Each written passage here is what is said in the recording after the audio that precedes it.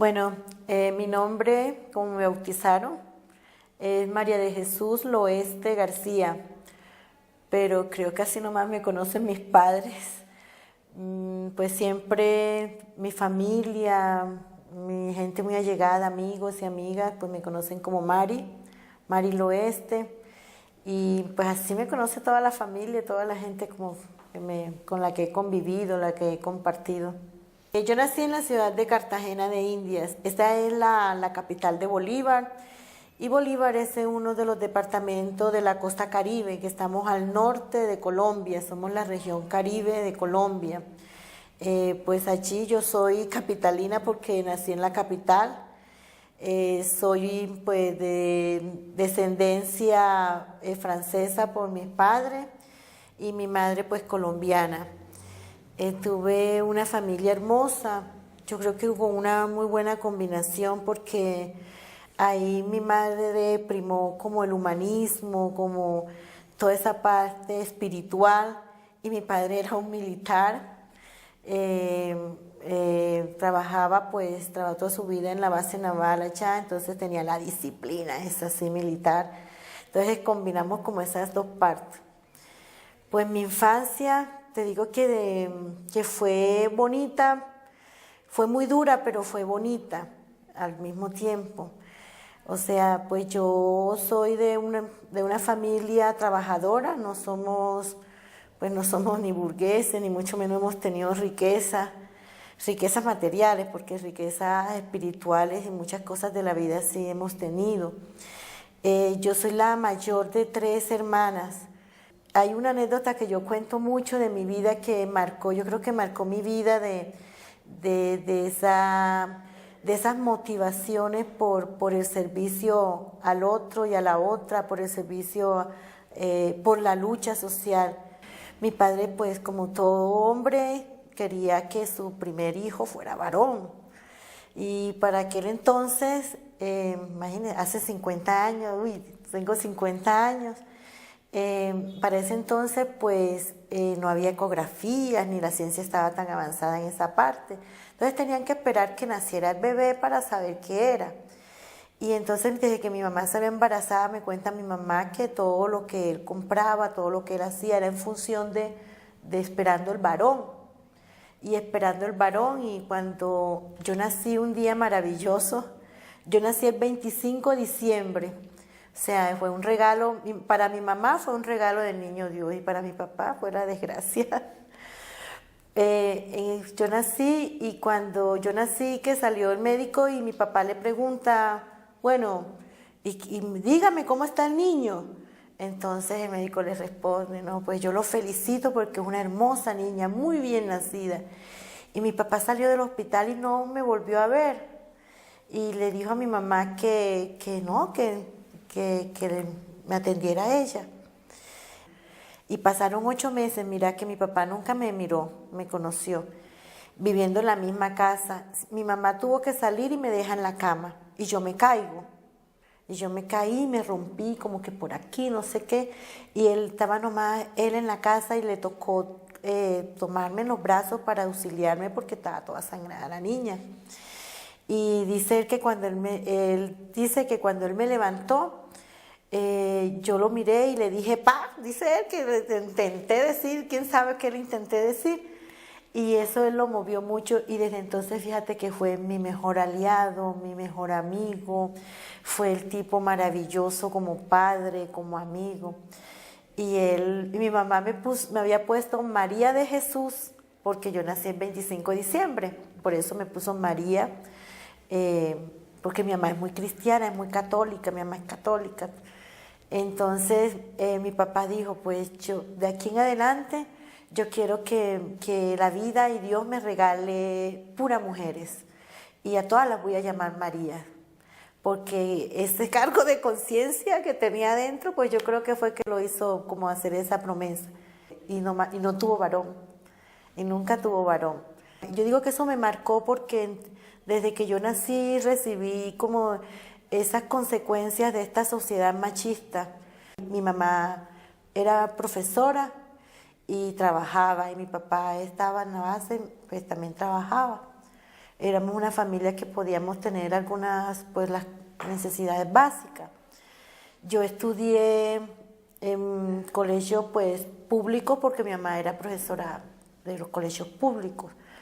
Estudié en la Universidad de Cartagena también público porque mi papá pues tenía la posibilidad también de hacerlo. O sea, yo fui como que tuve la oportunidad de que no tienen muchas mujeres en esta sociedad colombiana, ni mucho menos pobres. Y eso me permitió también desarrollarme no solamente como mujer, sino como dirigente y activista. Yo, como mi mamá era cristiana, yo me acercaba mucho a los barrios populares. Yo vivía en un barrio más o menos pues de trabajadores, no de la cintura, de ese cinturón de miseria, pero sí en un barrio de trabajadores, tampoco en la burguesía de Cartagena. Y yo pertenecía a muchos grupos cristianos, pero yo comencé a hacer la opción y había unos grupos que la opción era por los pobres y era de acción social. Y yo ahí empecé desde muy niña, desde mis 14 años, empecé a grupos con jóvenes, desde la cultura, desde los espacios de reflexión política, espacios de reflexión social. O sea, desde allí empecé a hacer como ese trance de mi vida hacia lo social. Al punto que mi papá quería que yo fuera una médica o que fuera una odontóloga. Y yo le hice como por un tiempo, pues yo me presenté y efectivamente, pues ya el primer semestre, pues que yo no iba porque eso no me gustaba, no era lo mío. Yo me presenté de mi cuenta, me presenté en la Facultad de Trabajo Social y mi papá por 4 años creyó que yo estaba estudiando odontología. Ya yo pertenecía también a muchas instancias de la universidad de procesos alternativos. No militaba, pues, porque en las universidades pues hay muchos grupos, no milité nunca con ninguna, en ese momento no militaba con ninguno, pero sí anduve mucho con los procesos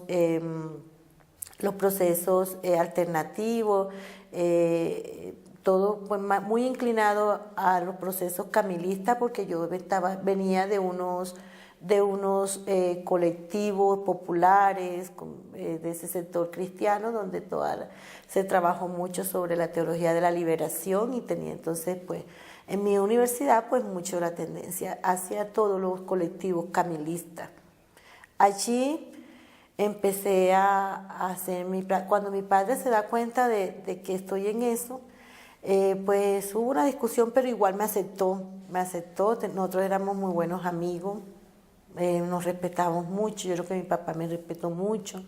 Hay como toda la lucha estudiantil, ¿no? Estábamos en ese momento en la lucha por el bienestar social de la universidad que nos lo estaban quitando con la nueva ley. Te hablo por allá de los 70, era el mejor momento también en Colombia donde el auge social pues empezaba realmente a florecer esas luchas de los obreros. Entonces estaba la coordinadora obrero sindical campesino y eso pues había un hermanamiento en la lucha y cada sector pues florecía y surgía mucho el proceso social que se daba. Yo pues trabajaba desde el espacio de la universidad y pues allí fue también donde empezaron mis embates y mis dolores frente a un régimen que no permite pues toda esta lucha social y por las reivindicaciones reales de vida. Yo fui muy afortunada porque por lo menos mi proceso ideológico nace de la práctica, nace por ese espíritu empírico de estar con la gente. Yo le decía a mi padre que me iba para un viaje y él me daba los pasajes, esos pasajes se perdían y yo era toda la semana en un barrio popular y él me hacía que yo estaba en el Ecuador, que estaba en tal parte. Y bueno, y así fue, y yo hasta que él supo todo eso, yo me senté como a contarle todo eso. Mire, es que yo para poder ser esa activista, para hacer lo que yo quiero, de estar en el servicio, en la lucha social, es que vea que cómo es posible que mi hija sea una guerrillera, pero entonces yo comenzaba como, mire que ese mismo concepto que tiene usted, que tiene la sociedad, y nosotros tenemos que cambiar esto, padre, porque yo hago esto, y comencé. Yo creo que fue como mi reto de empezar a cambiar también un poco a que él entendiera también lo que hacíamos. Ya en la universidad, pues yo era ya una activista, ya yo estaba en el consejo estudiantil, ya íbamos a los procesos también populares. Entonces ya estaba como muy metida en la lucha social y alternativa por la construcción de ese país diferente, hasta que de pronto un día pues me detuvieron en una de las tomas de la universidad por la defensa de la educación, y defendíamos también, nos iban a quitar en ese entonces todo lo que era lo de bienestar social y universitario, las residencias, el restaurante. Fue la primera reforma estudiantil que hubo aquí en Colombia, donde empezaron ya a hacer los recortes presupuestales de las universidades y de la educación pública, y entonces ahí se levanta como el sector universitario estudiantil, y fue ese momento así muy fuerte donde hubo mucha movilización, muchas tomas, y en esa toma de la universidad pues nos cogen preso a varios universitarios, y cuando yo estoy allá pues claro, apenas vieron mi apellido, entonces se acordaron que había un teniente de allá de la base naval que tenía ese apellido, y lo llaman y me relacionan que es conmigo. Eso pues mi padre se presentó, y cuando vieron mis amigos, mis compañeros de universidad, uy, ya Mari, ya vamos a salir porque llegó tu papá, ya vamos a salir. Y mira que éramos 37 que estábamos, esa es otra anécdota fabulosa, éramos 37 que estábamos presos, estábamos allí detenidos. Y mi papá llegó y sacó a 36 de la cárcel. Dijo, no, lo sacó, váyanse muchachos. Y adivina que a quién dejó, pues a mí. Y le dijo, y no solamente eso, sino que le dijo al coronel, a los que estaban al frente de eso, a ella me la deja 3 días en el calabozo. Sí, y efectivamente, entonces los 36 que salieron le hicieron meeting afuera. Mire, señor Enrique, se llama Enrique, ¿cómo es posible que mire? No, ella se queda para que ella sepa lo que está haciendo, y se queda, y me quedé 3 días en el calabozo. Y mi mamá, por mucho que rogó y todo eso, nada. Mira que a mi regreso a la casa, después de los 3 días, a mi casa llegó y me dijo que él me iba a premiar por lo que había hecho, porque eso era digno de admirar y no sé qué. Y el premio era que me quedaba encerrada toda una semana en mi habitación, sin derecho a salir a la mesa, porque la mesa ya era sagrada, o sea, reunirnos al mediodía. Y cuando había un castigo para nosotros, enseguida nos prohibían eso, no va a la mesa. Pero encontré, ¿sabes qué? Los 4 tomos de Marx. Y me dijo, tenga. Usted quiere ser revolucionaria, usted quiere ser dirigente, usted quiere ser de izquierda, usted quiere ser eso, entonces prepárese. Y ahí, este es mi regalo. De aquí no sale hasta que usted no se lea eso. Y entonces, Elsa todas las noches llegaba a preguntarme y a decirme, pues como todo militar, sabía lo que había que hacer y sabía todo lo que se hacía en inteligencia, y él empezó entonces a contarme, mire, es que es esto, sin dejar, no estoy de acuerdo con eso, pero eso es lo que usted quiere, entonces prepárese. Entonces sea la mejor dirigente, sea la mejor revolucionaria, sea la mejor persona. Esto es mi regalo. Y mi padre murió a los 2 meses de pasar eso. Entonces, cuando estaba en coma, él me llamó y me dijo eso. Recuerde lo que le dije en el castigo, sea la mejor dirigente, sea la mejor revolucionaria, sea la mejor persona. Y eso no lo he olvidado. Y creo que eso me dio fuerza para que yo fuera y sea lo que he sido hasta hoy, aguantar todo lo que me ha pasado. Ya para ese entonces, justo para ese entonces, yo estaba embarazada, había salido embarazada, pues de un novio de toda la vida, y yo tenía mi niña tenía 1 mes de nacido, él alcanzó a verla.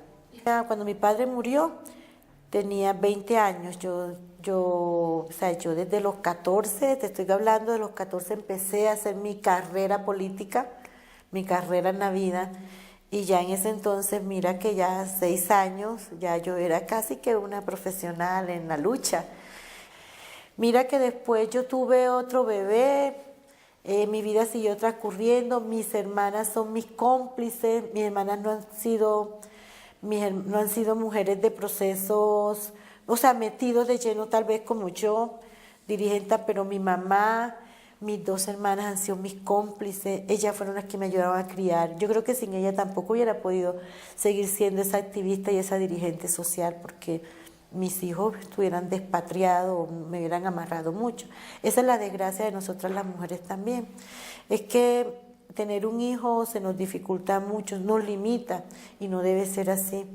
Entonces yo andaba con mi muchachita y estaba en la universidad y mira que iba a clase y me la atendían los compañeros desde muy pequeñita y salía a darle el seno y ahí pues se la entregaba a otros profesores. Mi hija desde pequeñita era un coche aquí al lado y yo recibiendo clases porque me tocó suspender por toda esa tragedia de la muerte de mi padre, de mi niña pequeña, mejor dicho, una cantidad de cosas. Yo suspendí como 2 semestres, pero luego, un semestre, perdón, y luego me tocó estudiar así, estudiar con mi hija al lado. En las reuniones yo iba con mi niña y eso me la cargaba acá, me la cargaba encima y eso a veces la dejaba, me tenía que ir a congresos, me tenía que ir a un seminario o algo, eso cargaba y la dejaba con una amiga o cuando no podía atenderla a mi familia, o también para no recargar mucho a mi familia porque mi mamá entonces me acosaba, que mire, que coja juicio,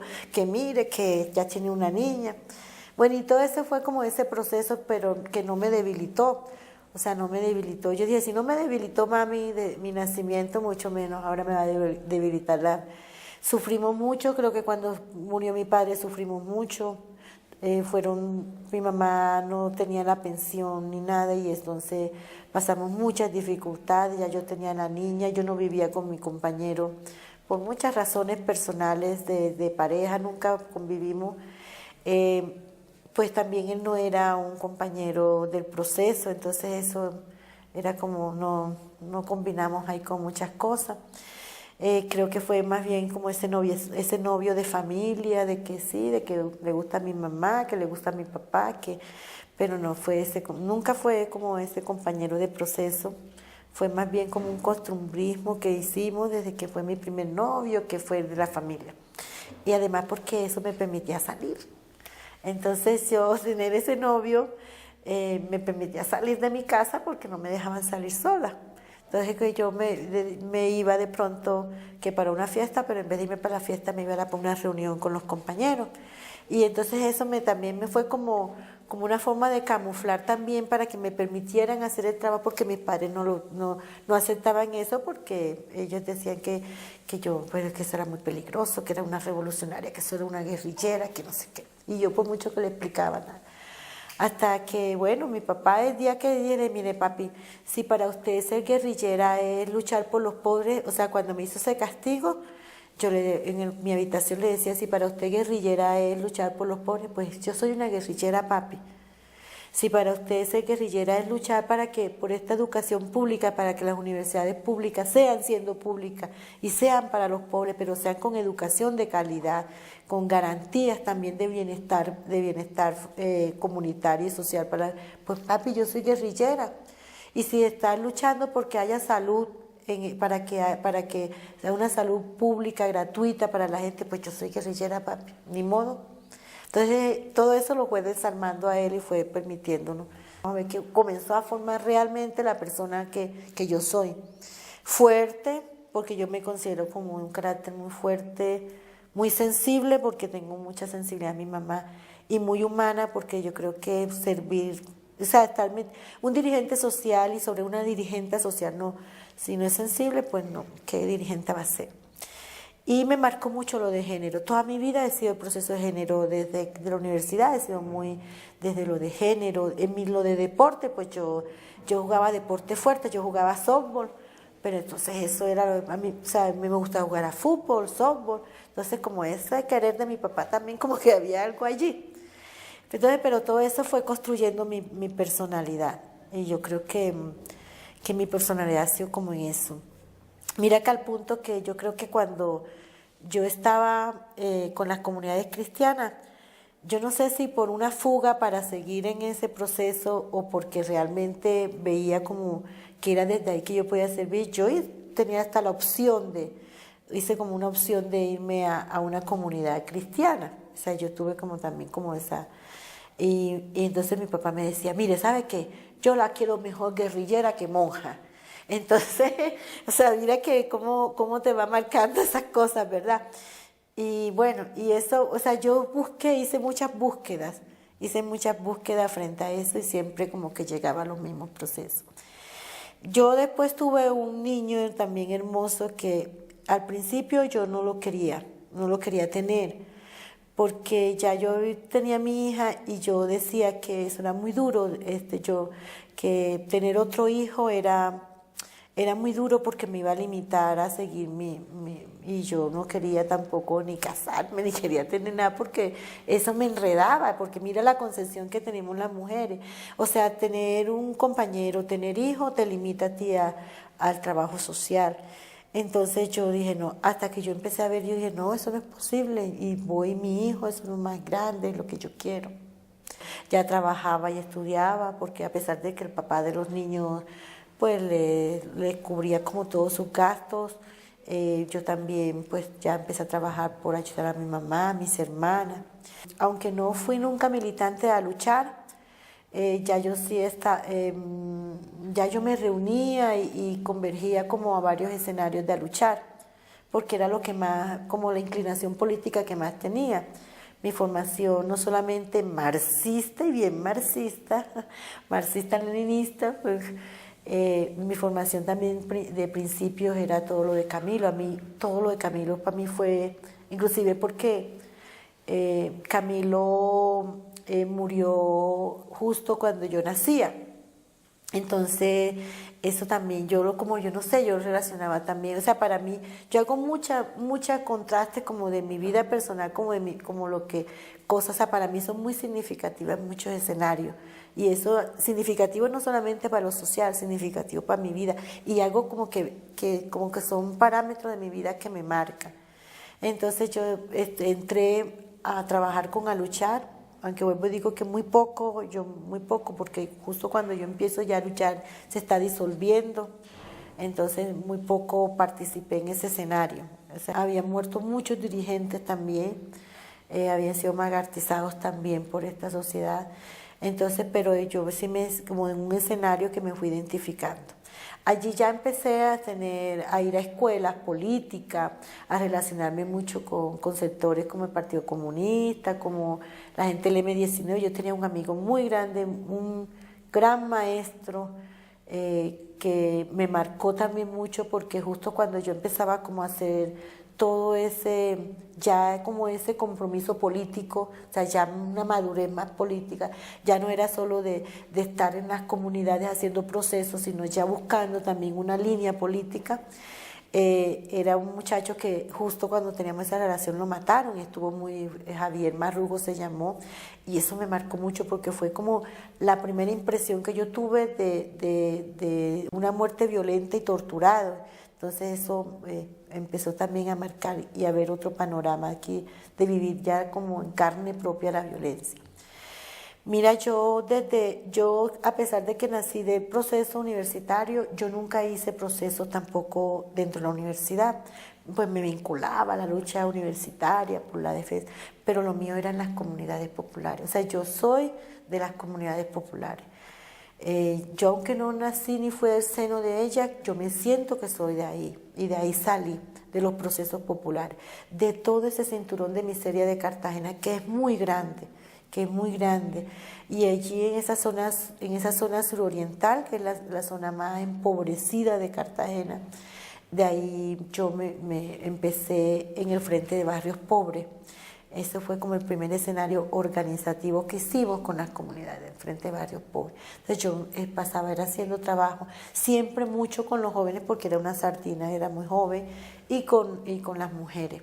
Entonces ahí empezamos. Entonces yo logré hacer como ese ¿qué te digo? Esa articulación como extramuro de la universidad, y empecé a llevarme universitarios y jóvenes allá y empezamos a hacer escuelas, pero empezamos a hacer escuelas camilistas, que la historia de Colombia, muchos de estos colectivos fueron macartizados, identificados con la guerrilla, sobre todo con el ELN, porque fue allí donde estuvo el padre Camilo.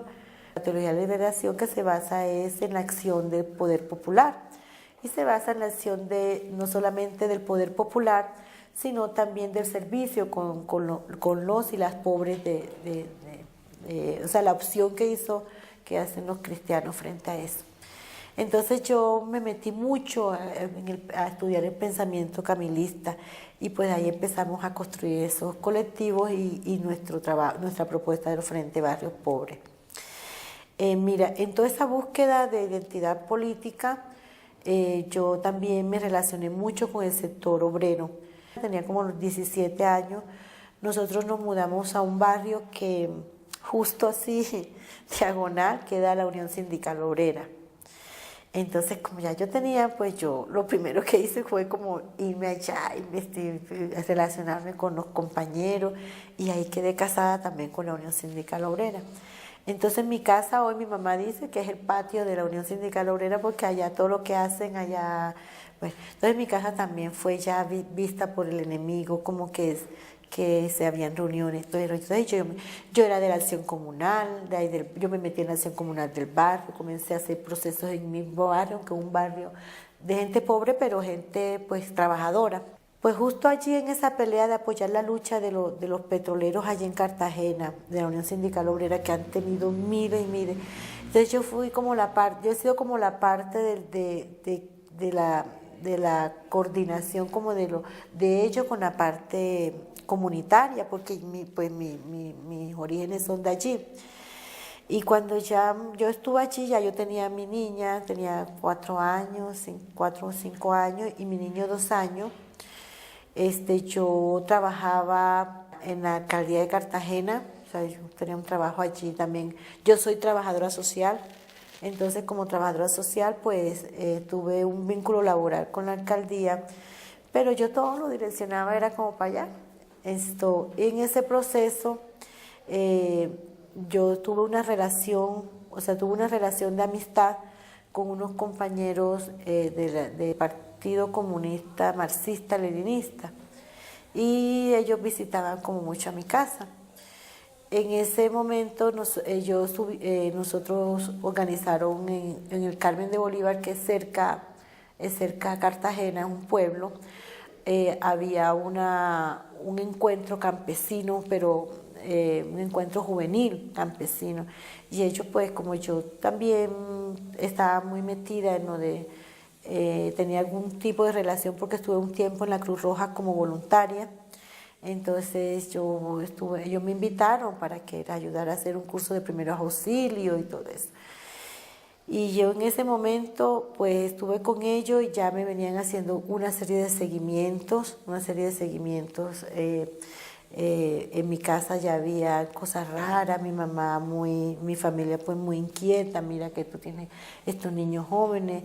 Yo estuve un tiempo acá en Bogotá también con los niños, precisamente por eso, porque empezaron ya a verse ya el hostigamiento, a veces muchas cosas raras, llegaban tipos tomando fotos en mi casa, en la casa de mi madre, donde yo me pasé, porque yo vivía sola y me pasé para allá donde ella. Y empezaron como muchas cosas, a veces muchas cosas raras ya. Y yo me salí de mi casa, me fui. Cuando regresé, pues me invitaron a ese escenario, y justo en ese escenario hicieron un allanamiento y me cogen presa. Eso sí, o sea, de las cosas más fuertes de mi vida que he pasado ha sido la muerte de mi padre, por las circunstancias que te contaba, y esta parte de mi vida que yo muy poco la he contado. Y creo que es la primera vez que la cuento frente a otros, frente a cámaras. Allí me cogieron presa, cogieron a mucha gente, sindicada pues de ser guerrillera.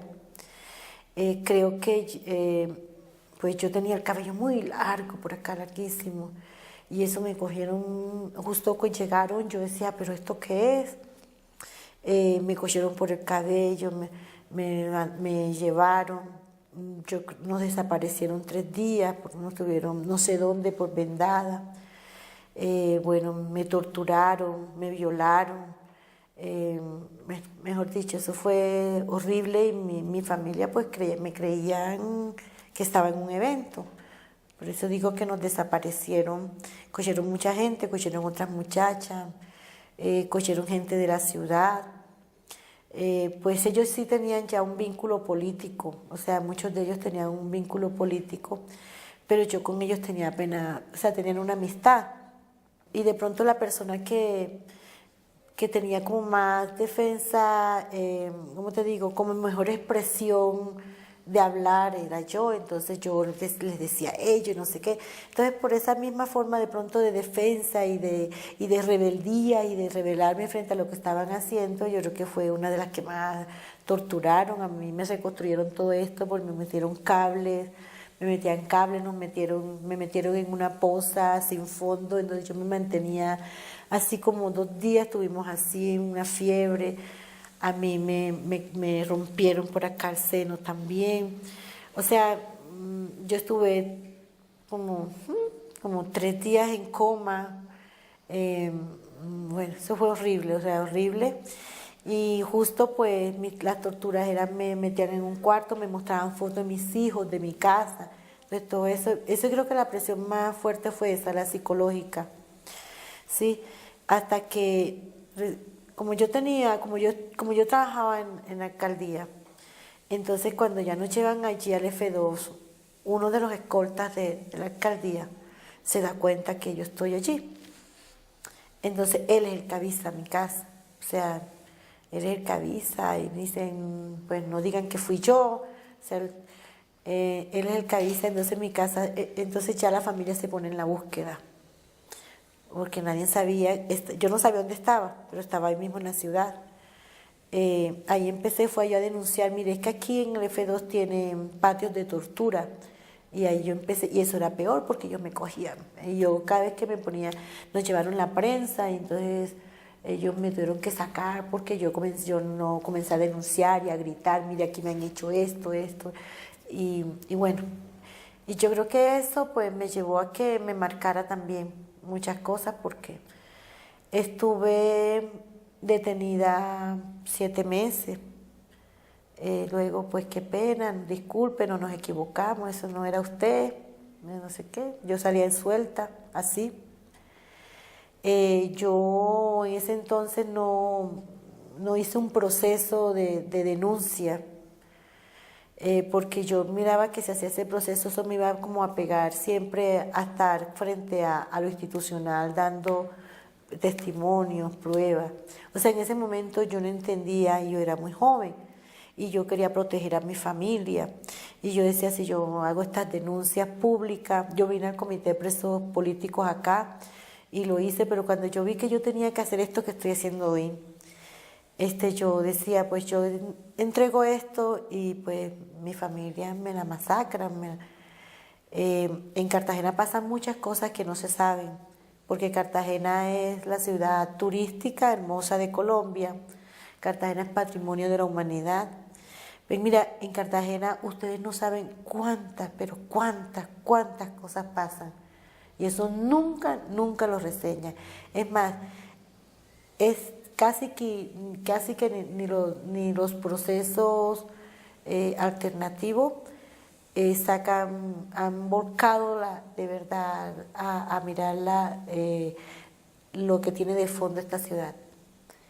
Y entonces eso nos hace también de forma más vulnerable, creo yo, que donde está declarada la guerra como tal, palpable, porque la guerra en Cartagena es una guerra, todavía una guerra muy sucia, muy subterránea. O sea, allá en Cartagena matan y todos los días, pero eso es anónimo. En Cartagena desaparecen, en Cartagena se hacen las cosas más terribles.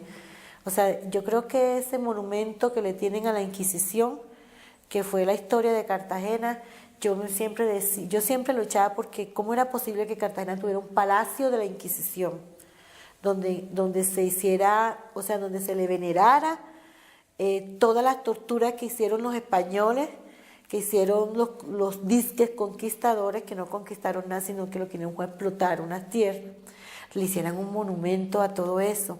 Pero cuando a mí me pasó eso, yo entendí por qué Cartagena era así y cómo se manejaba. Y mira que todo esto que te estoy diciendo nunca salió en la prensa. O sea, se lo guardaron, todo fue así. Y eso que fue una cosa muy, muy, o sea, muy fuerte según ellos lo que habían hecho. Eso, un premio para los militares. Y mostraban que habían cogido no sé cuánto, creo que fueron como 16. Bueno, eso para mí la cárcel fue, yo creo que, yo no sé si, y yo creo que para mí no la sentí tanto como lo que fue la captura, esa, la indignidad, o sea, la indignación frente a lo que fue la captura la tortura, porque yo estuve todo el tiempo consciente y refutándolo, y creo que por eso era que más me torturaban y más me hacían. Entonces ellos decían que yo era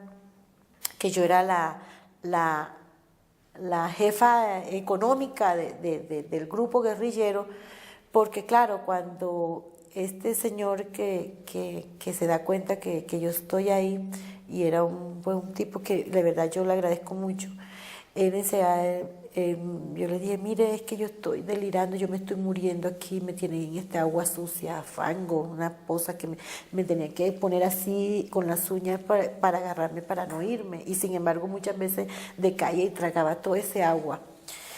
Entonces él me trae un refresco y unas pastillas, tómese esto que es para la fiebre. Y cuando él regresa, no, cuidado, no me vaya a delatar, yo voy a avisar a su casa. Y eso es lo que a nosotros nos salva, tal vez que no nos desaparezcan. Y él pues cuando llega, coge y me entrega así en la mano, me entrega un rollito y ahí había plata, y había dinero. Entonces yo empiezo con ese dinero a comprar comida para toda la gente y a pagar a ellos para que nos compraran. Entonces ellos pedían eso y decían que y yo era la que más seguramente me defendía, porque todos los que habían cogido eran campesinos y campesinas. Entonces ellos marcaban como que era el cerebro, era la parte ideológica, era la que... Y así nos marcaron. Y justo para ese entonces habían hecho un allanamiento en Cartagena de no sé qué y habían encontrado unos planos y decían que era de un banco. Y en mi casa vivía una tía que trabajaba en un banco allá en Cartagena. Entonces trataban de empapelarnos, asociar todo eso. Tuve un amigo también de izquierda, que fue mi abogado defensor, un gran amigo. Bueno, en este proceso, fíjate, a mí me cogieron y a los 3 días que aparecemos en prensa, a mi casa la allanaron, la casa de mi madre, la allanaron. Afortunadamente siempre yo les decía, aquí no, sin una orden, aquí no dejen entrar a nadie, no ten todo el tiempo detrás de ellos, que no les vayan a meter cosas en la casa. Entonces, pues, allanaron, revoltearon toda la casa, partieron colchones, todo, esculcaron todo lo esculcaron, mejor dicho, partieron, dejaron todo eso, vuelto nada. Pero como yo estaba también, mi mamá no hizo testimonio, ni tomaron fotos, ni nada, toda esa prueba se perdió. Entonces, igual de ellos tampoco pudieron decir que en la casa encontraron nada, porque mi mamá y mis hermanas eran pegados a ellos y cuidado que lo que hacían y les respondían y todo eso. Eso fue como en el 80, y mi hija es del 81, como en el 84, más o menos, 84, 85. Bueno, ellos siempre todo el tiempo querían que me declarara de la guerrilla. Me decían que yo de qué era, si era del EPL o si era del ELN. Entonces ellos todo el tiempo estuvieron buscando que yo me acusara, que yo me identificara. Y pues yo decía, pues pruébenme ustedes que yo soy del ELN o del EPL, háganlo, pruébenlo. Entonces por eso allanaron mi casa, mi sitio de trabajo. En ese entonces estaba un alcalde, porque fue la primera elección popular acá en alcalde, y la esposa de ese alcalde era muy llegada a la familia. pero el favorcito que me hicieron fue que me destituyeron un día antes para que no vincularan a la alcaldía, o sea, que te des cuenta, pues, esa es una cochinada, como no querían que los encochinara a ellos. Y cuando estoy en la cárcel llegaron allá con un cheque para ayudarme, yo cogí, le partí el cheque y le dije que yo no necesitaba eso. Entonces eso también comenzó a ser un caos en mi familia, ya no en mi familia cercana, sino en mis tías, mis tíos, que bueno, que siempre han sido como arribistas también frente a algunas situaciones.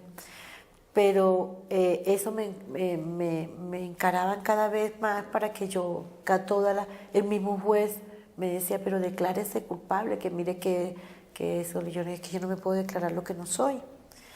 Y me decía, entonces eso va a ser peor porque usted va a hacer la defensa. Y mi abogado pues me decía, no, y estoy defendiéndome como inocente porque igual también lo era, ¿no? Una vez desesperada de todo eso, ya casi para sentenciar a juicio, yo no llegué a juicio, casi para sentenciar a juicio, yo le dije al juez, mire, es que yo creo que yo, ahora que salga de esta, yo creo que sí voy a ser guerrillera. Yo creo que ahora sí voy a buscar porque desesperada. Y eso el abogado me decía, no diga eso. Pero digo, no, es que era como lo que me decía, es que esto es lo que me ha pasado, no, mejor dicho, esto. Y yo decía, y esto es tan poquito lo que ha vivido otra gente. Y si esto me hace a mí templar más. Y efectivamente le cuento que sí, me templó mucho. No fui guerrillera, pero me templó mucho. Me templó, me endureció. Yo creo que esto uno nunca lo supera, ya eso hace muchos años, pero creo que nunca lo supera. Vuelvo y digo, es la primera vez que hago esta declaración pública. No lo hice por proteger mi familia, de verdad que sí. Creo que ha sido la parte más débil porque fue una contradicción ideológica. Yo sí quería hacerlo porque era mostrar esa realidad que vivimos en Colombia y sobre todo que vivimos las mujeres. Ya era todo, o sea, mostrar cómo me tocó abandonar mis hijos, cómo me hicieron todo eso, cómo me chantajearon. Mira, es que en todas las torturas querían que me declarara y me chantajeaban era con las fotos de mis hijos y me la ponían y me dijeron, mira, es que esto la tomamos esta mañana. O sea, me estaban mandando en la tortura psicológica que me decían era, es que te tenemos los hijos aquí. Y me decían, y que si tú no hablas, si tú no dices la verdad, nosotros sabemos dónde están tus hijos, dónde está tu familia. Entonces eso quedó muy marcado en mí. Entonces yo decía, yo no podía llevarme por mi opción de vida, podía llevarme mi familia.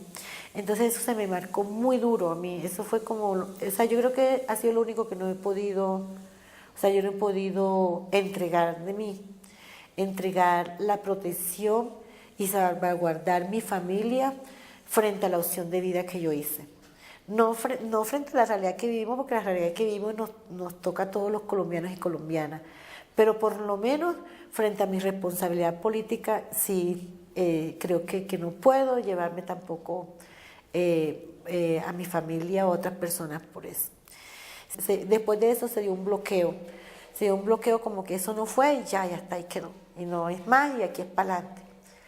Entonces yo me fui a trabajar, de Cartagena porque ahí fue que sucedieron los hechos y quería romper un poco con eso por mi familia, pues no tanto por mí, la angustia de mi mamá. Entonces yo ahí dejo mis hijos con mi familia y me fui para el Cesar por un amigo, un gran amigo que también lo asesinaron. Él era el vicepresidente de la CUT aquí nacional, Jorge Ortega García. Él fue asesinado y él y el compañero que acaba de salir de la presidencia de la CUT, que es Domingo Tovar, y Rafael Cabarca, que también fueron como mis grandes apoyos, todos ellos de la USO, del sector de la USO. Ellos pues se encargan como de que yo tenga pues, algunas condiciones en la cárcel, pues pagándoles a todos ellos. Y ellos pues hacen que se me atienda de salud porque yo estuve muy mala. A mí me intentaron asesinar, me dieron unas cuchilladas por acá, casi me perforan en la cárcel dentro. Se supo pero nunca se probó que que lo habían mandado a asesinar también los militares, todo esto. Entonces me ponen en una celda disque especial, era una oficina. Ahí inclusive también cogen unas muchachas por rebelión, y si nos hicimos amigas allí. Luego ahí quedamos como 4, nos mandan una señora ahí que llegaron, justo esa señora también nos trató de envenenar. O sea, fueron muchas cosas allí que sucedieron. Bueno, yo salgo de la cárcel, como yo pasé un diciembre, salí un febrero por allí. Nunca permití que me llevara, ni que fuera mi mamá, ni que me llevaran mis hijos. Entonces fueron 7 meses que me separé de ellos. Mucho más porque yo salí de la cárcel, salí con ese delirio de persecución, con una rabia enorme, rabia. O sea, más que dolor era rabia. O sea, a mí no me dolía lo físico. A mí no me dolía que yo tenía casi como todo reventado el paladar. O sea, yo decía, a mí no me duele lo físico, yo no siento esto. Yo sentía, era la rabia, pero la rabia con mi pueblo. O sea, una rabia intolerable que me volvió, creo que muy rencorosa. Y yo empecé a sentir mucho, pero mucho odio inclusive yo decía, por esos dirigentes que no son capaces de entregar hasta lo que más puede por esta lucha. Y entonces yo me volví como muy dura, muy cerrada. Todo lo que yo brotaba era como muy déspota, como que o sea, yo no podía entablar un diálogo porque todo lo veía, era como que veía todo duro ya. Y que no, que tiene que ir un psicólogo, que es psicólogo, ni que psicóloga, y ¿sabes? Yo me volví así. Bueno, todo esto, estos grandes amigos pues me ayudaron mucho. Ellos me dijeron, ¿quieres irte del país? Yo dije, no me voy. Quiero salir de mi casa. Quiero salir de mi casa para proteger mi familia, pero no me quiero ir del país. En ese momento se estaba formando, estaban en proceso de construcción el sindicato del carbón, en el sector de La Guajira y de Cesar. Y yo mientras estaba en una sala esperando a un compañero, yo escuché como todo eso. Cuando este compañero Jorge Ortega sale, yo le dije, Jorge, yo me quiero ir para el Cesar a trabajar. Ya encontré en que me quiero ir. Yo no quiero que me manden para Bogotá a no hacer nada. Que me manden para cualquier ciudad a descansar, yo no quiero descanso. O sea, no quiero descanso porque eso me mata. Y me fui a trabajar a las minas. Y me fui a trabajar a las minas de carbón, sin saber ni siquiera, o sea, qué hacer. Y yo le dije que la única forma que me podían ayudar era que me consiguieran un trabajo en las minas. Y ahí encontré mi felicidad. Y ahí eso me superó. Y eso me ayudó a superar el drama mío personal. Pero me reencontró con mi proceso ideológico y político. Y me encontré y me enamoré de una persona maravillosa. Entonces, yo vivía en un campamento de obreros donde habían 350 obreros y la única mujer era yo y ellos me tenían que esconder y yo tenía que pasar como hombre. Mira que en un poquito de mi vida le cumplía a mi papá los deseos. Me tenía que poner chaquetas y casco y todo como hombre para que me pudieran camuflar y poderme quedar con ellos allí en el campamento. Y entonces yo pues, claro que sí sabía, la empresa que me había contratado era amiga de era amiga no, tenía una relación con estos compañeros de la CUT. Y entonces ellos sí sabían que yo era mujer, pero allá para los otros era hombre, para poder trabajar en las minas, porque no trabajaban mujeres. Y mira que trabajé así como un mes hasta que se descubrió. Y bueno, pero como ya me querían y ya, entonces me pasaron a una oficina. Y yo decía, que esto es mucha exclusión aquí. O sea, no podía trabajar como obrera porque ahí era un trabajo de hombre. Y empecé el lío con el cuento de las mujeres y logramos que allí engancharan a través de ese proceso mujeres obreras. Mujeres obreras, hicimos un frente de mujeres obreras, el carbón. Eso fue en Ajagua de Ibirico, en el Cesar. El mismo trabajo ese, pues me conocí a un compañero, un grupo de compañeros, pero uno muy en especial, y con ellos empezamos a hacer reuniones clandestinas para crear el sindicato.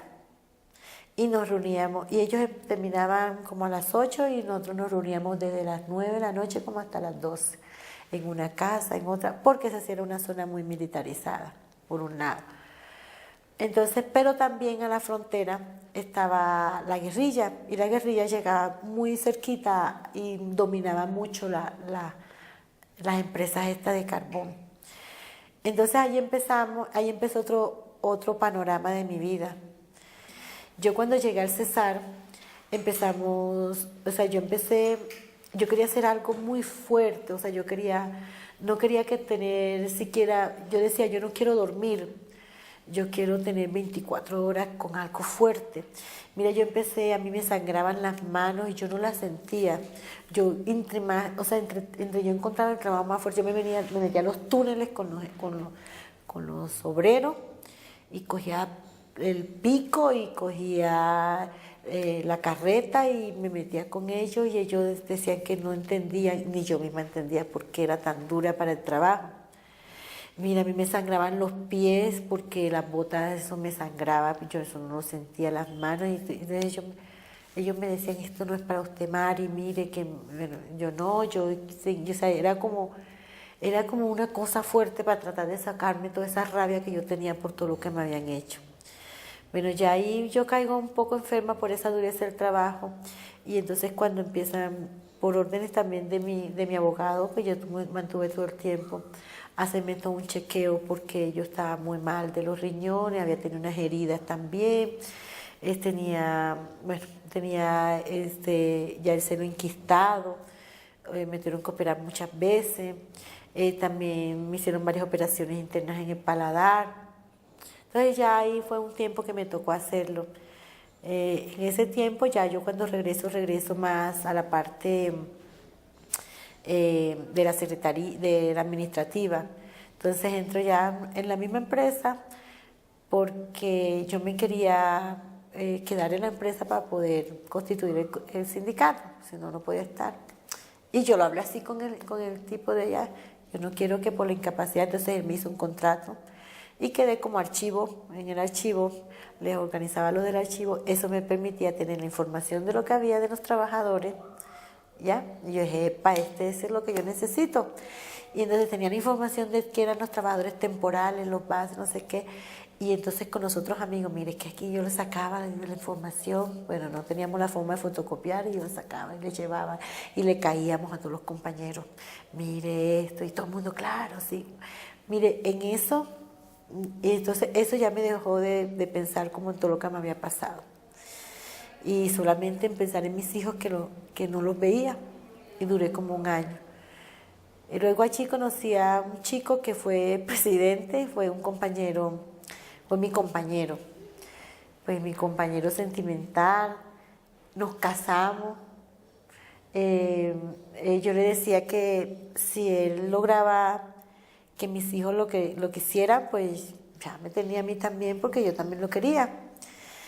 Y él hizo pues como todo un buen revolucionario, un tipo muy, muy bueno, o sea, un amigo entrañable, era como mi cómplice, como que todo lo hacía. Y con él y otros compañeros más construimos el sindicato de carbón sin trama energética.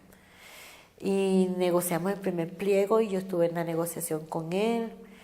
Y ahí pues hicimos como, bueno, chévere, bueno, hubo en ese momento pues había también mucha incidencia de la guerrilla, ya te decía que estaba como, entonces la guerrilla era lo que ponía alcalde, la que incidía en trabajadores, en la empresa, o sea, había mucha incidencia ya de la FARC y del ELN con los trabajadores.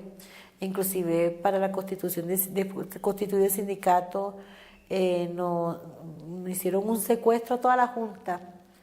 Bueno, eso me salvé yo porque no estaba allí, pero había mucha incidencia, ya ellos controlaban mucho el sitio. Pero eso también se generó una guerra terrible En esa constitución del sindicato nos asesinaron 4 compañeros, yo era la única mujer y como todo sociedad machista me pusieron de secretaria del sindicato. Entonces, a pesar de que me peleaba mucho eso, pero eso también me permitió hacer un buen acercamiento con mujeres. Entonces allí empezó el trabajo de mujeres, exigirle a las empresas que contrataran mujeres en el área del carbón.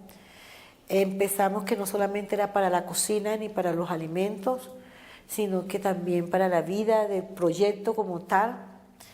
Empezamos a hacer la defensa del territorio por las multinacionales, porque hasta ese entonces quienes explotaban eran empresas nacionales. Así, explotación con el trabajador, malas condiciones, todo lo que tú quieras.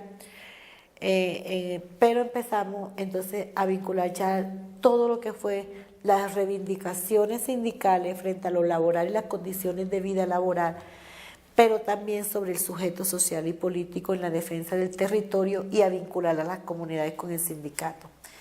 Se hizo un trabajo muy bueno. Yo conocí a Héctor fue mi compañero, conoció a mi familia en Cartagena, terminamos casándonos, pero a Héctor pues ya constituido el sindicato también le hicieron 2 atentados. Ya vino otra etapa más de la vida nuestra, ya no era yo sola, sino era con el compañero. Pues yo era feliz, o sea, muy feliz, pues hicimos una buena relación, creo que una relación más que de marido y mujer, éramos una pareja de amigos entrañables, respetamos nuestros escenarios, pero éramos muy iguales y políticamente. O sea, fuimos un complemento muy bueno. De ahí nació Héctor David, un hijo que yo adoro, que no fue hasta discutido, hasta políticamente, por eso nos sentamos hasta hacer un debate si teníamos o no teníamos el hijo. Yo no quería tener más hijos por lo que te contaba, la concepción de que eso pues a una mujer lo amarraba mucho.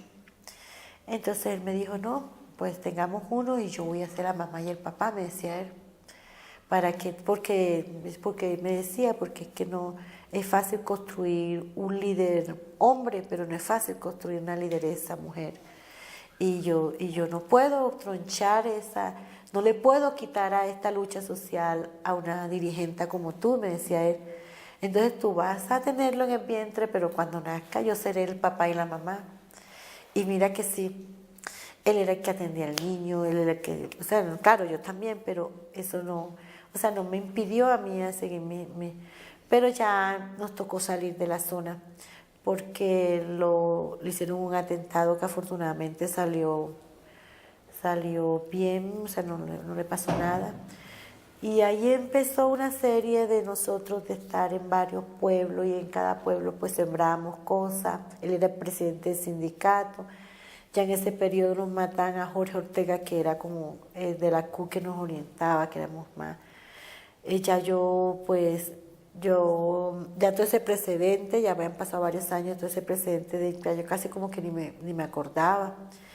Yo digo que a mí, primero, políticamente estos compañeros me ayudaron, trabajo allá también con los trabajadores, con los obreros mineros, me ayudó.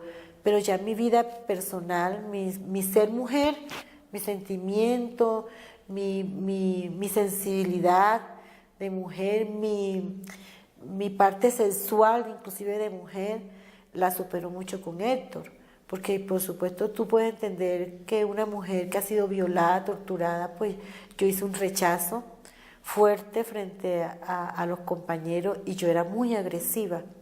O sea, yo era muy agresiva pero fíjate que eso también ayudó, porque ayudó a construir también un perfil de género. En ese momento mal enfocado por el dolor.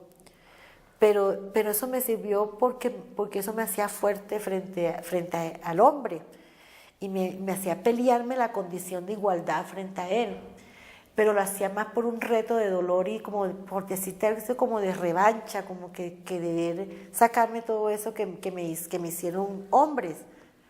Entonces eso me endurecía, pero eso me sirvió para tener como el coraje de enfrentarme a eso. Eso no es lo ideal ni lo que yo pienso hoy, pero fue una parte de mí que me enfrentó a entender que en esta sociedad teníamos iguales derechos y que teníamos y que podíamos jugar, y por eso me hice el reto de estar con ellos en las minas y dije, y que los hombres no fueran los únicos los hombres que fundaron un sindicato, sino que ahí estamos también las mujeres.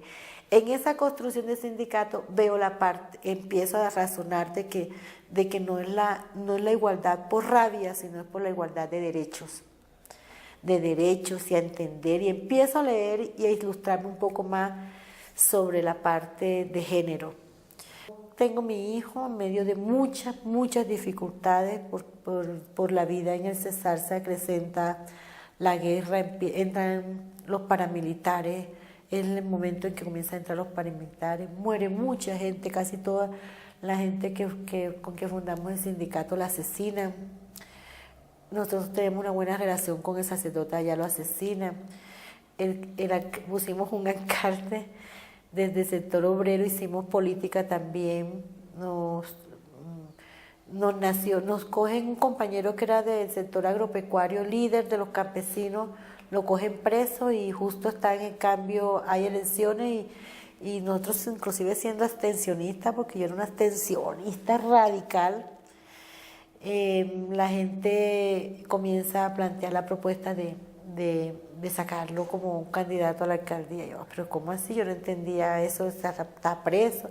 Mira que por eso yo dije, pues solamente como por probar que el tipo saliera porque estaba en la cárcel, era un compañero nuestro, empezamos nosotros que sí, a hacer campaña, y el tipo sale estando preso. Estando preso, hace la campaña, él nunca se presentó a hacer un discurso ni nada porque estaba preso. Y estando preso sale a la alcaldía. A él lo sindicaban porque él era del dirigente de los campesinos frente a la junta directiva del Banco Agrario. Y entonces para esos momentos, para algún tiempo el Banco Agrario, la guerrilla lo asalta, lo quema, todo eso. Entonces a él lo sindican de ser auspiciador y que entregaba información. Entonces todo eso es un proceso que pudo también clarificar. Y comenzamos a hacer muchos procesos allá, no solamente en el Cesar, en las Aguas de Ibirico, en Becerril, en muchos pueblos, no solamente con el sindicato, sino también con el sector, empezamos con los campesinos, que era como la parte más organizada allá, pero también con los sectores populares y sobre todo el papel fundamental de la mujer.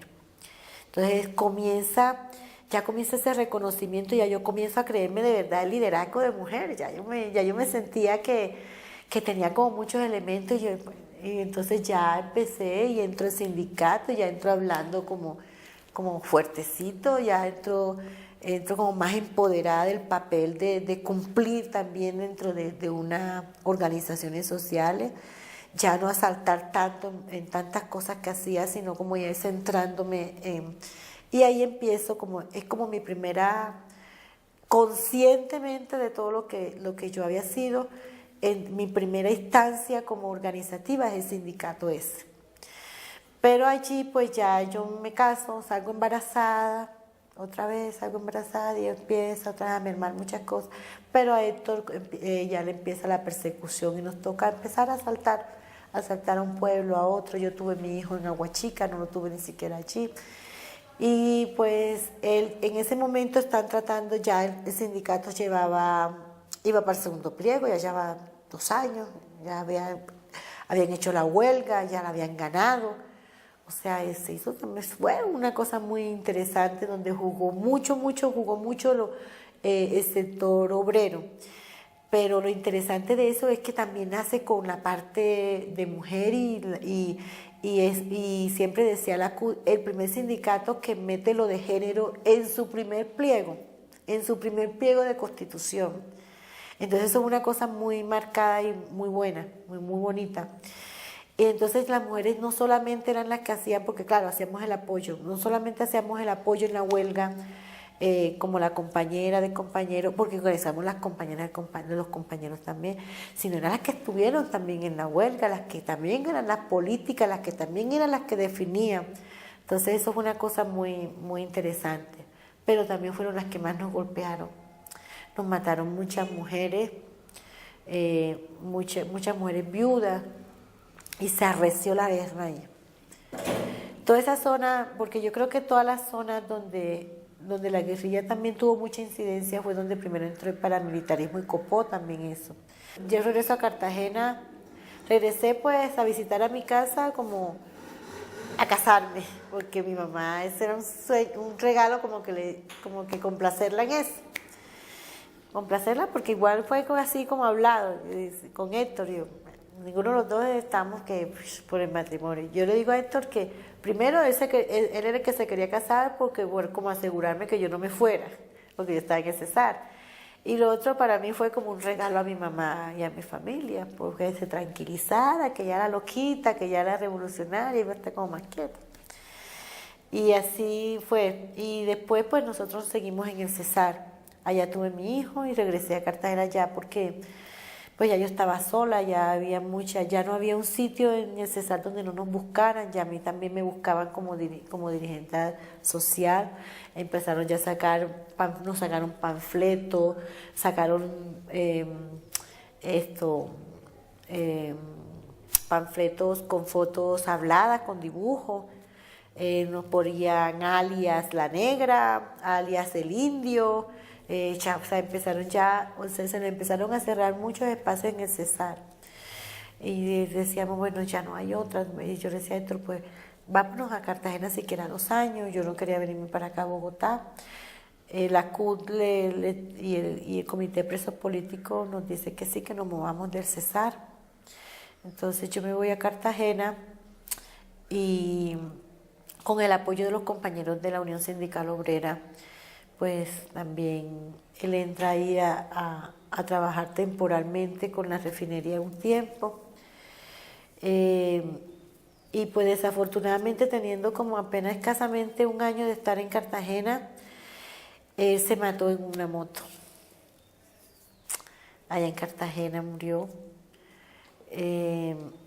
Teníamos como 1 año de estar apenas en Cartagena. Y él siempre, como digo yo, lo único que nos llevamos de Cesar a Cartagena fue esa moto. Una moto muy grande porque nos transportábamos en el Cesar de un lado para otro. Pero él en Cartagena también sentía como mucho delirio de persecución. Y una semana antes, pues ya también él los había estado también como siguiendo. Y pues no sabemos si realmente fue porque él era muy precavido en la moto. Y no sabemos, pues él se llevó eso a la tumba, no sabemos si era que lo iban persiguiendo, porque algunas versiones dicen eso, que había otra moto que venía atrás como persiguiéndolo. Entonces no sabemos si era que lo estaban persiguiendo o si efectivamente en un trágico accidente hasta un poco incoherente, porque fue con otro taxi. Él se sale del carril y fue con otro. Entonces allí pues él tuvo ese accidente, él no murió enseguida, pero quedó prácticamente muerto y murió. Y me quedé yo con mi hijo y mi hijo pequeño de 3 años, tenía 3 añitos, y ya eso hace 15 años. Y siguió mi vida que creo que estuve como 1 año fuera como muy mal, psicológicamente muy mal. Yo creo que ahí ya con tantos golpes, ahí sí me tuve que hacer un tratamiento psiquiátrico inclusive, porque yo empecé a rechazar todo, empecé a hacer muchas crisis. Entonces yo creo que había como un acumulado de cosas. Estuve hospitalizada un tiempo, y estuve como un tiempo en un tratamiento de reposo. Pero luego ya como que fui otra vez recobrando y todo mi terapia ha sido la lucha social. Esa ha sido mi mejor terapia y me he recuperado de eso. Lo que sí que no volví a tener compañeros, me quedé y me entregué y dije, pues mi entrega es por esto. Y de allí, compañera, marcó otra etapa de mi vida. Han sido estos 15 años